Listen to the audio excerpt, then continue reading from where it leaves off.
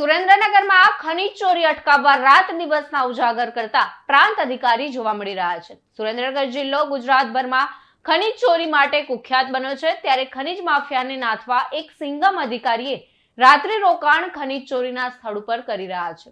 દેશની ખનીજ સંપદાને લૂંટાતી બચાવવા ચોટીલા પ્રાંત અધિકારી હરેશ મકવાણાએ ભેટે તલવાર બાંધી છે।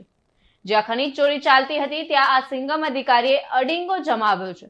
અત્યાર સુધીના ઇતિહાસમાં કલેક્ટરથી લઈને ક્લાર્ક, એસીપીથી લઈને કોન્સ્ટેબલ કોઈ દી આવો પહેરો ભર્યો નથી।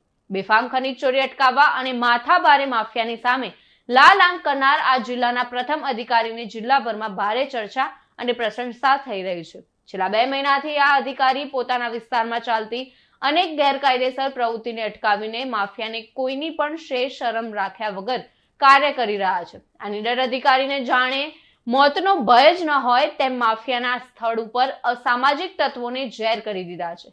કરોડો રૂપિયાની ખનીજ સંપત્તિને બચાવી અને સાચા અર્થમાં ધરતી બચાવો અભિયાન કરીને જિલ્લાનું પર્યાવરણ બચાવી રહ્યા છે। રાજુદાન ગઢવી સાથે ઉદયસિંહ ચાવડા, ચક્રવાત ન્યૂઝ, સુરેન્દ્રનગર।